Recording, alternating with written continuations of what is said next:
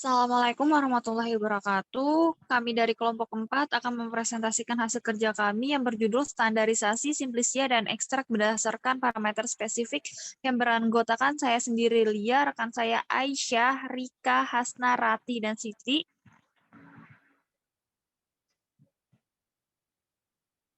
Next.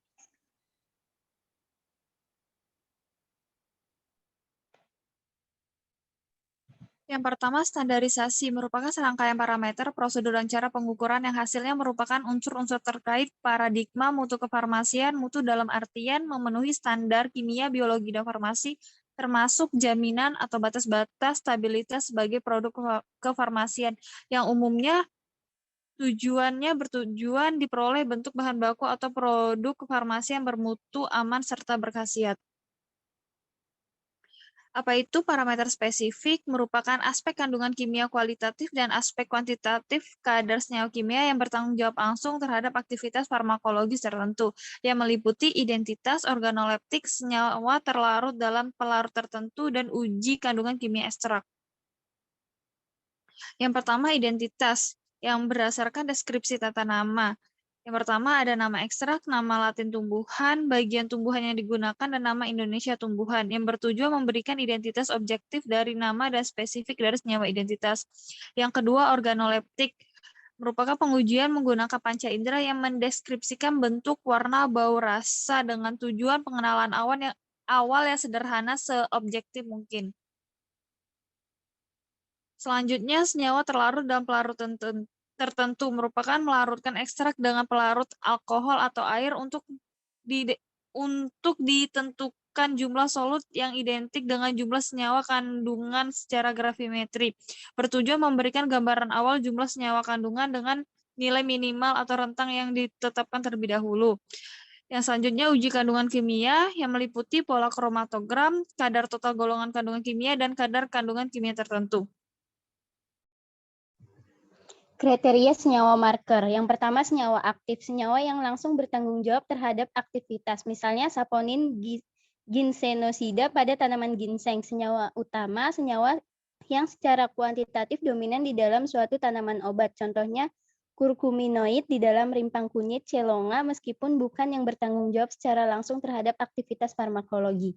Yang ketiga, senyawa identitas. Senyawa yang khas, unik, eksklusif, hanya terdapat pada suatu tanaman obat, misalnya lunamarin, lunakrin, dan lunasin yang terdapat pada Sanrego, Lunasia amora.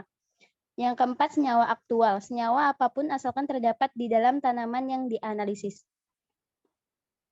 Aspek yang harus ditetapkan pada parameter spesifik. Yang pertama, profil KLT. Yang kedua, penetapan kadar marker. Yang ketiga, penetapan kadar total golongan senyawa metabolit. Yang keempat, kelarutan ekstrak dalam etanol dan air.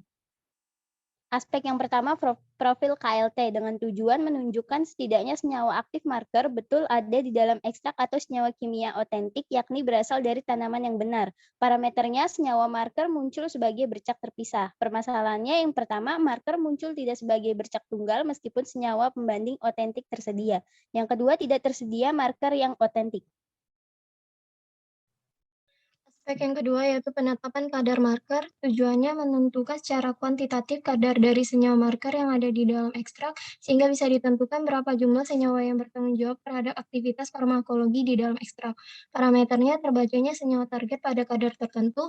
Permasalahannya yang pertama, senyawa target tidak berwarna, yang kedua senyawa marker tersedia dalam jumlah terbatas, yang ketiga bentuk peak pada pembacaan densitometer maupun HPLC tidak terbatas, yang terakhir linearitas dan reprodusibilitas yang rendah.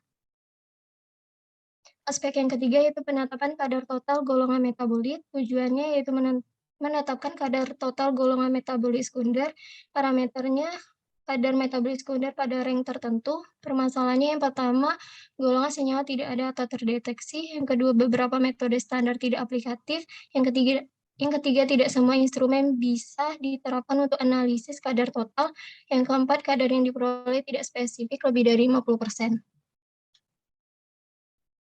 Golongan metabolis sekunder yang harus ditetapkan. Yang pertama, golongan fenola total. Uji pendahuluan kadar fenolik total menggunakan reaksi FeCl3 memberikan hasil positif yang ditandai dengan terbentuknya warna hijau sampai hitam. Ekstrak dibuat dalam konsentrasi 1%, pembandingan gunakan asam galat, reaksinya Foligno-Calteu dan Na2CO3 7%, kemudian diukur absorbansinya dengan spektrofotometri dengan panjang gelombang 749,5 nanometer. Lalu ada flavonoid total, uji pendahuluannya dengan sitroborat, fluoressensinya kuning di bawah UV 366, penetapan kadarnya menjadi 2, yaitu metode Chang, reaksinya AlCl3 dan kalium asetat, absorbansinya diukur menggunakan spektrofotometer pada 437 nanometer, kandungan totalnya dinyatakan dengan quercetin ekuivalet dalam bilangan persen. Yang kedua ada metode Zhou, reaksinya NaNO2, AlCl3, dan NaOH. Absorbansinya diukur menggunakan spektrofotometer pada 510,5 nanometer. Kandungan total dinyatakan dengan rutin ekuivalen persen. Lalu ada saponin total, uji pendahuluannya dengan pengojokan larutan ekstrak dengan solvent semula membentuk buih stabil selama 15 menit. Penetapan kadarnya yang pertama darah sapi segar ditambah natrium sitrat ditambah dapar fosfat ditambah larutan ekstrak. Yang kedua, hemolisis darah ditandai dengan perubahan warna larutan menjadi jernih. Hasil pembacaan dinyatakan dengan indeks saponin, yaitu perbandingan antara kadar ekstrak terkecil yang memberikan hemolisis dengan saponin standar terendah yang memberikan hemolisis. Lalu yang ada minyak astiri total, uji pendahuluan secara organoleptis, bau khas atau ekstrak diteteskan pada kertas perkamen, komponennya terpisah dan tidak tampak noda. Penentuan secara kuantitatif, destilasi uap dan sal atau air pelarut air dinyatakan sebagai persen V per B. Penetapan kadar ekstrak plus air suling, labu dipanaskan, lalu penyulingan selesai. Lalu didinginkan lebih dari 15 menit, volume sirih diukur dan dicatat setelah di dalam buret, dihitung dalam bilangan persen. Kadar minyak atsiri tidak boleh lebih dari 1% V per B karena jika non-volatil diutamakan dalam ekstrak. Selanjutnya, golongan tanin total ditetapkan kadarnya secara tiptrimetri. Uji pendahuluan FeCl3, tanin terhidrolisis, warna lautan biru kehitaman, tanin terkondensasi, warna hijau kehitaman. Penetapan kadarnya, titrasi dilakukan dengan kalium permanganat dengan ditambahkan indigo sulfonat, larutan dititrasi sampai warna kuning emas, pembandingnya asam galat. Cara lain dengan metode spektrofotometri. Dengan vanilin diukur pada 530 nanometer. Kadar fenol total dengan Foligno-Calteu diukur pada 765 nanometer. Golongan alkaloid total, uji pendahuluan Mayer atau Dragendorf terbentuk endapan. Penetapan kadarnya, larutan ekstrak dengan asam asetat 10% dikocok, kemudian disaring dengan kertas saring yang sudah ditimbang, filtrat dipekatkan dengan amonium hidroksida, kemudian terbentuk endapan. Lalu endapan dicuci lagi dengan amonium hidroksida dan endapan dikeringkan pada suhu 60 derajat Celcius selama 30 menit. Didinginkan. Kemudian endapan ditimbang at bobot konstan dan dihitung rendemen alkaloidnya. Golongan steroid total, penetapan kadar total steroid atau triterpen tidak dilakukan tetapi sebaiknya penetapan dilakukan berdasar marker sterol tertentu dengan metode densitometer atau GC.